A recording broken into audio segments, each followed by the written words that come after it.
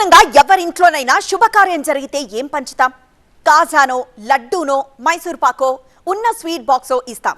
కానీ అక్కడ సీన్ మాత్రం మారింది. మా ఇంట్లో శుభకార్యం జరిగింది, ఇదిగోండి కేజీ రొయ్యల ప్యాకెట్, కూర వండుకొని తినండి అంటూ వినూత్నంగా బంధువులను పలకరిస్తున్నారు. ఇది వినూత్నమే, బట్ అందులో నిరసన కూడా దాగుంది. గత 2 మాసాలుగా ఈ అక్వా సంక్షోభం పేరిట రైతు పడుతున్న వేదన ఆవేదన అంతా మీకు తెలియంది కాదు. లోకల్ కన్సంప్షన్ పెరిగి మా రైతుని బతికించుకునే ఉద్దేశంతో మేము ఎక్కడైనా ఫంక్షన్లకు వెళ్ళినా, పలకరింపులకు వెళ్ళినా మాతో పాటు ఓ కేజీ రైలు, ఫ్రీజ్ అయిన రైలు పట్టుకెళ్ళేస్తాం. మా మణికంఠ కుమారుడు పుట్టిన సందర్భంగా బొకేతో పాటు ఓ కేజీ రైలు, ఫ్రోజన్ రైలు ఇవ్వటం జరిగింది. ఇక్కడ కనిపిస్తున్న సీన్ అమలాపురంలోని ఒక ఆసుపత్రిలోనిది. ఒక ఆక్వా రైతు ఇంట్లో వారసుడు పుట్టాడు. బంధువులంతా స్వీట్లతో వస్తే జిల్లా ఆక్వా రైతు సంఘం అధ్యక్షుడు దెందుకూరి సత్యబాబురాజు మాత్రం కేజీ రొయ్యల ప్యాకెట్ తో వచ్చారు.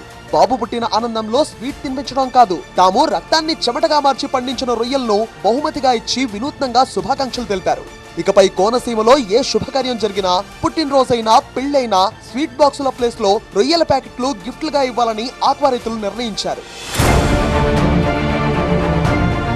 రొయ్య మేత ధరలు పెరగడంపై ఏపీలో పెద్ద ఎత్తున ఆందోళనలు జరుగుతున్నాయి. టైగర్ రకం సాగు కోసం ఎకరాకు 40,000 పిల్లలు వస్తే 20 కౌంట్ వచ్చేసరికి 3 టన్నుల మేత అవసరమవుతోంది. మొన్నటి వరకు టన్ను ధర 92,000 రూపాయలు ఉంటే ధర పెంపుతో ఏకంగా 104,000 రూపాయలకు చేరింది. అంటే కేవలం మేతపైనే రైతులకు 36,000 రూపాయల అదనపు భారం పడింది. ఇక వనామీ రకం విషయానికి వస్తే ఎకరాకు 2 లక్షల పిల్లలు వదిలితే 100 కౌంట్ రావడానికి 2 టన్నుల మేత కావాలి. దీని ధర కూడా టన్నుకు 84,000 రూపాయల నుంచి 94,000 రూపాయలకు పెంచేశారు. దీనివల్ల రైతు జేబుకి 20,000 రూపాయల చిల్లు పడుతోంది. వీటికి తోడు రసాయనాల ధరలు కూడా మరో 10 నుంచి 15% పెరగడంతో రైతు అదనంగా ఇంకో 15,000 రూపాయలు భరించాల్సి వస్తోంది.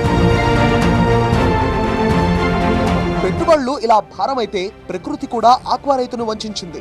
ఈ ఏడాది వేసవిలో ఏకంగా 47 డిగ్రీల గరిష్ట ఉష్ణోగ్రతలు నమోదయ్యాయి. ఈ తీవ్రమైన ఎండల దెబ్బకు రొయ్యల మేత తీసుకోలేక, ఆక్సిజన్ అందక ఉక్కపోతకు గురై చెరువుల్లోనే లక్షలాది రొయ్య పిల్లలు చనిపోయాయి. 4 నెలల పంట కాలానికి 25 గ్రాములు పెరగాల్సిన రొయ్య కేవలం 10 నుంచి 15 గ్రాముల దగ్గరే ఎదుగుదల ఆగిపోయింది. దీంతో పెట్టుబడులు కూడా రావనే భయంతో రైతులు అరకొర దిగుబడితోనే బయటకు తీసేశారు. పెట్టిన పెట్టుబడి కూడా రాక విసిగిన ఆక్వా రైతులు ఈ సంక్షోభంపై ప్రభుత్వం ఫోకస్ పెట్టేలా రొయ్యల గిఫ్ట్ బాక్స్ పేరుతో వినూత్న నిరసనకు శ్రీకారం చుట్టారు.